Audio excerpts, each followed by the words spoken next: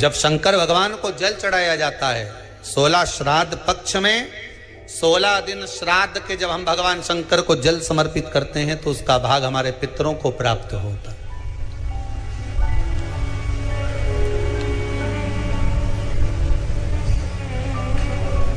केवल 16 श्राद्ध के दिन ही ऐसे होते हैं जिसमें शंकर भगवान को जल में दूध मिलाकर चढ़ाने की जगह दूध भले 1 चम्मच चढ़ा रहे हो पर अलग से चढ़ाओ, कच्चा दूध अलग से चढ़ाओ, उसके बाद भले तुम जल चढ़ा दो, पर लोटे में जल में दूध मिलाकर 16 दिन श्राद्ध पक्ष में नहीं ले जाना।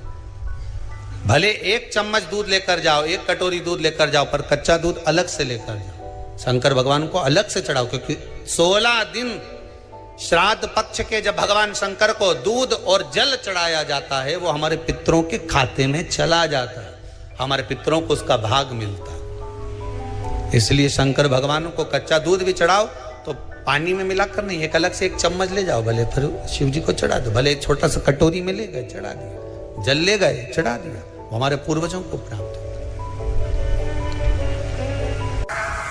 क्या करना चाहिए अगर पितृदोष है और उससे निवारण करना है, शांति पाना है, तो क्या करना होगा? उसका एक ही तरीका महाराज, अमावस्या के 1 दिन पहले 14 के दिन पीपल के 7 पत्ते लीजिए और 7 पत्ते पर शंकर का नाम ओम नमः शिवाय लाल चंदन से लिख दीजिए। 7 पत्ते पर लिखकर उसको मौली, जैसे हमने भी बंदरबान बनते ना, ऐसे मौली की बंदरबान बांध लीजिए, घर के मुख्य दरवाजे पर लगा दीजिए। कौन से दिन? अमावस्या की 1 दिन पहले 14 के। अमावस्या के दिन दोपहर के 12 बजे उस बंदरवाल को खोल लीजिए, दूध की कटोरी कच्चे दूध की हाथ में ले लीजिए और पत्ते का, पीपल के पत्ते का अग्रभाग उस दूध में डुबो दीजिए और उसको ले जाकर पीपल के पेड़ के नीचे ऐसा कैसा ही विसर्जन कर दीजिए, कटोरी वापस लेकर आ जाइए। मात्र 2 अमावस्या करोगे, आपके घर का पितृदोष समाप्त होगा, लक्ष्मी बढ़ेगी, घर से रोग समाप्त होगा और घर में प्रेम बढ़ेगा। पितृदोष को समाप्त करने का इससे सुंदर कोई तरीका ही शिव कर सकते, शंकर के सिवा। कई लोग कहते हैं कि श्राद्ध पक्ष आ गया, ये कर लेना चाहिए तो प्रेत योनि से मुक्ति हो जाएगी,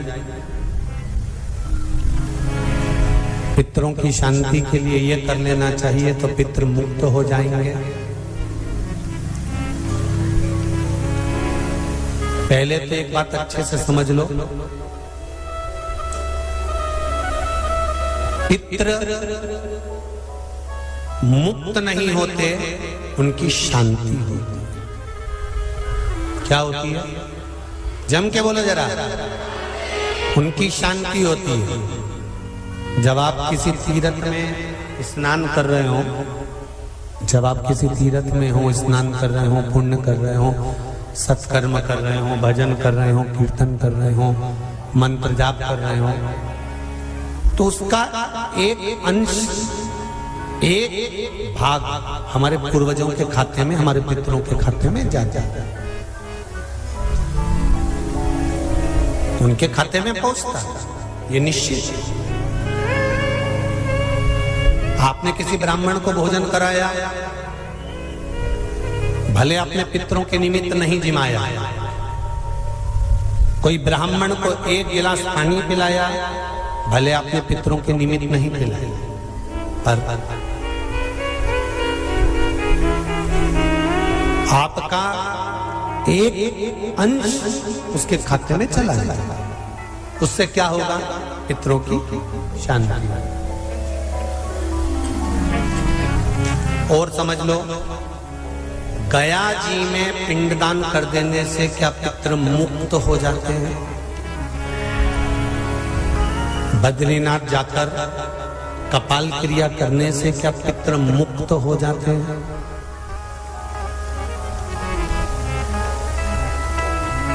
भाई,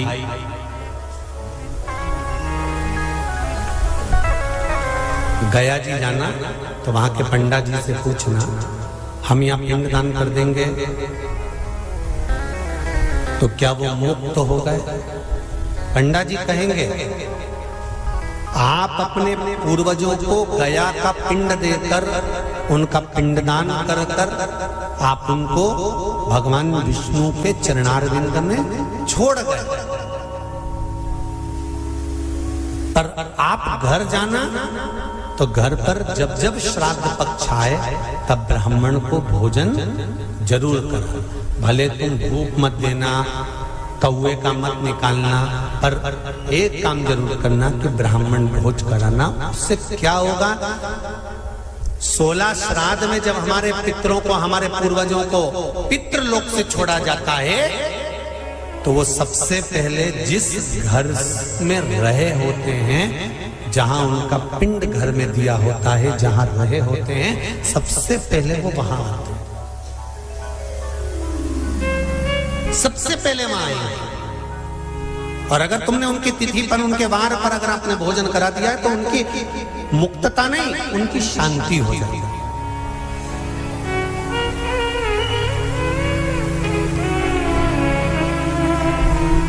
पितरों की मुक्ति कैसे है? उनकी मुक्तता कैसे है? प्रेत योनि की मुक्तता कैसे है?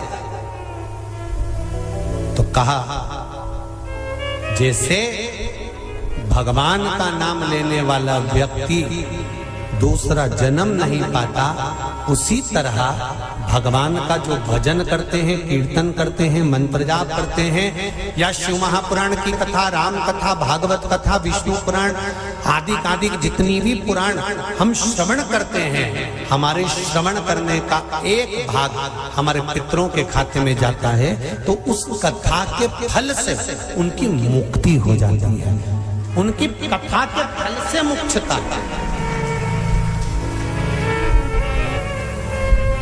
प्रेत योनि से मुक्त हो गया धुंधकारी,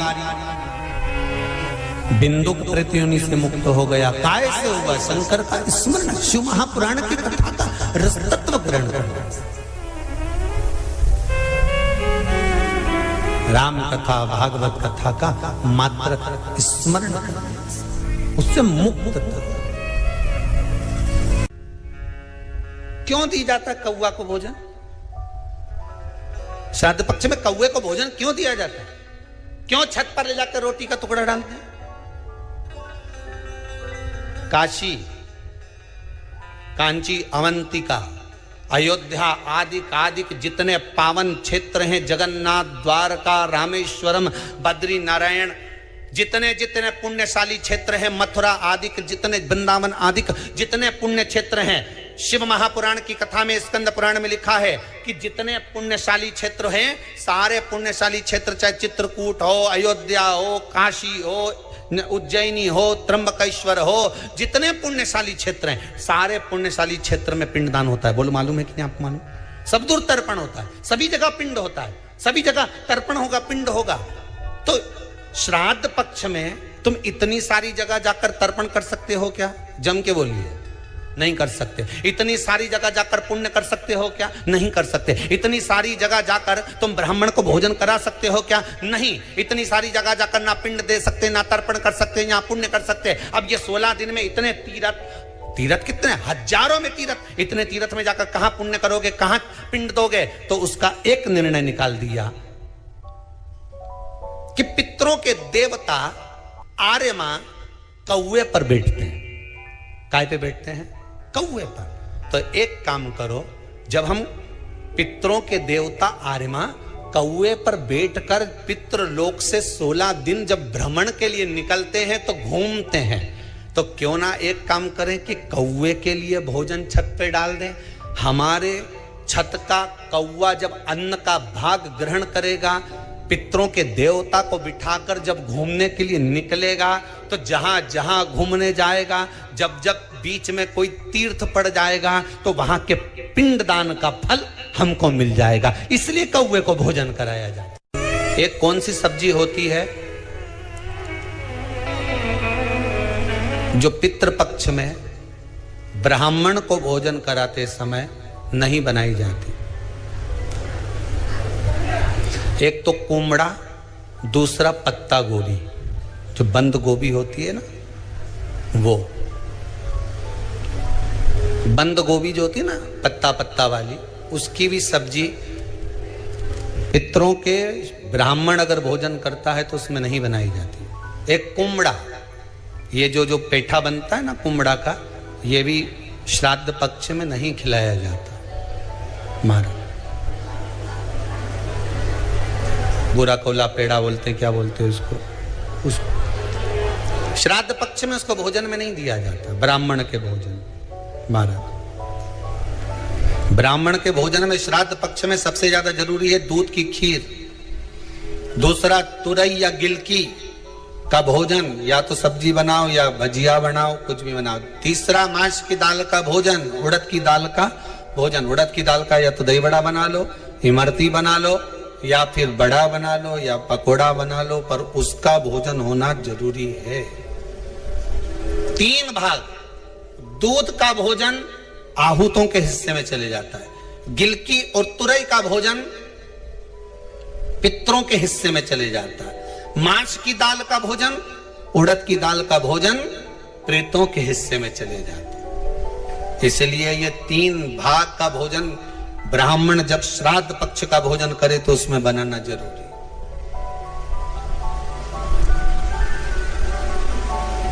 बहुत जरूरी।